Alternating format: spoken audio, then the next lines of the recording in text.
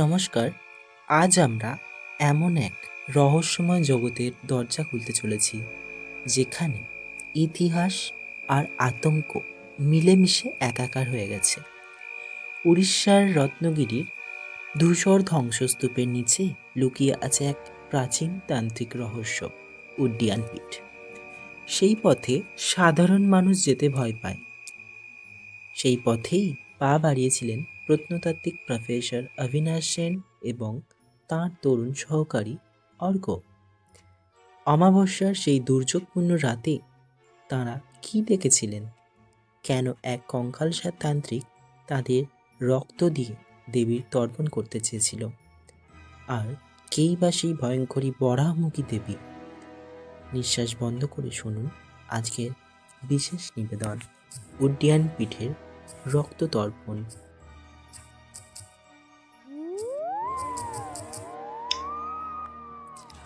অমাবস্যার কালো মেঘে ঢাকা আকাশ। ভুবনেশ্বর থেকে রত্নগিরির দিকে যাওয়ার সেই নির্জন রাস্তাটা যেন কোনো এক আদিম অন্ধকারের দিকে মিশে গেছে। ঝমঝম করে বৃষ্টি পড়ছে, আর মাঝে মাঝেই আকাশের বুক চিরে বিদ্যুতের নীল আলোটা রাস্তার ধারে জঙ্গলটাকে চিনিয়ে দিয়ে যাচ্ছে। জিপ গাড়ির স্টিয়ারিংটা শক্ত করে ধরে অর্ক সামনে তাকিয়ে আছে। হেডলাইটের হলুদ আলো বৃষ্টির ফোঁটাকে ভেদ করে খুব বেশি দূর পৌঁছাতে পারছে না। পাশে বসে থাকা প্রফেসর অবিনাশ সেন একদম শান্ত। তার হাতে পুরনো একটা জরাজীর্ণ মানচিত্র। হঠাৎ জিপের হেডলাইটের আলোয় দেখা গেল রাস্তার মাঝখানে এক মূর্তি। অর্ক সজোরে ব্রেক কষল। দেখা গেল ছেঁড়া আলখাল্লা পরা এক বৃদ্ধ হাতে একটা মরচে ধরা লোহার দণ্ড নিয়ে রাস্তার মাঝে স্থির হয়ে দাঁড়িয়ে আছেন। লোকটার গায়ের চামড়া হাড়ের সঙ্গে সেঁটে গেছে, আর তার কোটরাগত চোখ দুটো জ্বলছে আগুনের মতো। বৃদ্ধ হাত তুলে তাঁদের ইশারায় ফিরে যেতে বললেন। তারা ঠোঁট নড়ল, কিন্তু কোনো শব্দ শোনা গেল না। পরক্ষণেই এক ঝলক বিদ্যুতের চমকানি, আর পলক ফেলতেই লোকটা যেন বুনো জঙ্গলের অন্ধকারে অদৃশ্য হয়ে গেল।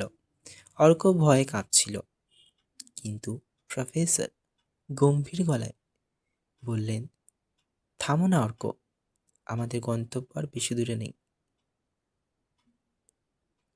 গাড়ি এসে থামল রত্নগিরির সেই প্রাচীন বৌদ্ধ স্তূপের কাছে। কিন্তু সেই বৃষ্টির রাতে স্তূপের শান্ত পরিবেশটাও যেন বদলে গেছে। ধ্বংসস্তূপের আড়ালে তাঁরা আবিষ্কার করলেন এক গোপন স্থাপত্য, যেখানে বুদ্ধের করুণার বদলে দাঁড়িয়ে আছে এক অতিকায় ভয়ঙ্করী দেবী মূর্তি। মূর্তির গলায় মানুষের কাটা মুন্ডের মালা, হাতে রক্তের খরপর, আর পায়ের নিচে দুটো কঙ্কাল পিষ্ট হয়ে আছে। প্রফেসরের সন্ধানী হাত সেই মূর্তির পেছনে পাথরের দেওয়ালে এক বিশেষ তান্ত্রিক চিহ্ন খুঁজে পেল। দেওয়ালে চাপ দিতেই বিকট এক শব্দে পাথরের দরজা সরে গেল, আর বেরিয়ে এলো মাটির নিচে নেমে যাওয়া এক অন্ধকার সুড়ঙ্গ। অর্ক কাঁপতে কাঁপতে একটা মশাল জেনে নিল। সিঁড়ি বেয়ে নিচে নামার সময় দেখা গেল ছাদ থেকে টুপ টুপ করে লাল লাল রক্তের ফোঁটা পড়ছে। ঠিক জল নয়, রক্তের মতো গাঢ় আর কটু গন্ধযুক্ত, যেমন রক্ত। নিচে নামতেই তাঁরা এক বিশাল পাথরের হল ঘরের সামনে এসে দাঁড়ালেন। সেই ঘরের দেওয়াল জুড়ে খোদাই করা আদিম তান্ত্রিকদের যৌন ভাস্কর্য, যা এই গুহার বীভৎসতাকে আরও বাড়িয়ে তুলেছে। হল ঘরের ঠিক মাঝখানে একটা প্রকাণ্ড লোহার কড়াই বসানো। তার নিচে কোনো কাঠ নেই, তবু কড়াইয়ের ভেতর লাল রঙের এক তরল টকবক করে ফুটছে। কড়াইয়ের নিচে কাঠ নেই, বললেই চলে, কিন্তু কড়াইয়ের নিচে যা আছে সেটা হলো মানুষের কঙ্কাল, মানুষের মাথার মরার খুলি। সেগুলো দিয়েই আগুন জ্বলছে। ঠিক তখনই অন্ধকারের ভেতর থেকে বেরিয়ে এলো সেই কঙ্কালসার তান্ত্রিক। তার মাথায় জটা জাল, কপালে বড় লাল সিঁদুরের টিপ, আর হাতে এক বিশাল বাঁকানো খড়গ। তান্ত্রিকটাকে দেখতে পুরো কঙ্কালের মতো। কপালে তার যে টিপটি আছে সিঁদুরে, সেটি জ্বলজ্বল করছে আগুনের স্ফুলিঙ্গের মতো, আর তার চোখ দুটিও। তান্ত্রিকের হাসিতে গোটা হল ঘরটা কেঁপে উঠল। প্রফেসর কিছু বোঝার আগেই তান্ত্রিক মন্ত্র পড়া শুরু করলো। আর ঠিক সেই মুহূর্তে মন্দিরের ছাদের ছিদ্র দিয়ে আকাশ থেকে এক ঐশ্বরিক উজ্জ্বল জ্যোতি সোজা এসে পড়ল সেই দেবী মূর্তির ওপর। জ্যান্ত হয়ে উঠল পাথরের মূর্তি। দেবীর সেই মানুষের মতো মুখটা ধীরে ধীরে বদলে হয়ে গেল এক ভয়ঙ্কর বুনো বরাহ বা বন্য শূকরের মতো। তার মুখ দিয়ে লালা আর আগুন ঝরছে।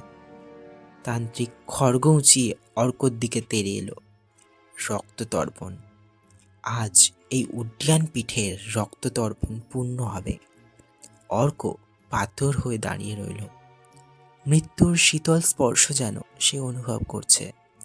ঠিক সেই মুহূর্তে প্রফেসর তার ঝোলা থেকে এক প্রাচীন মন্ত্রপুত তামার কবচ বের করে সেই ফুটন্ত কড়াইয়ের ভেতর ছুঁড়ে দিলেন।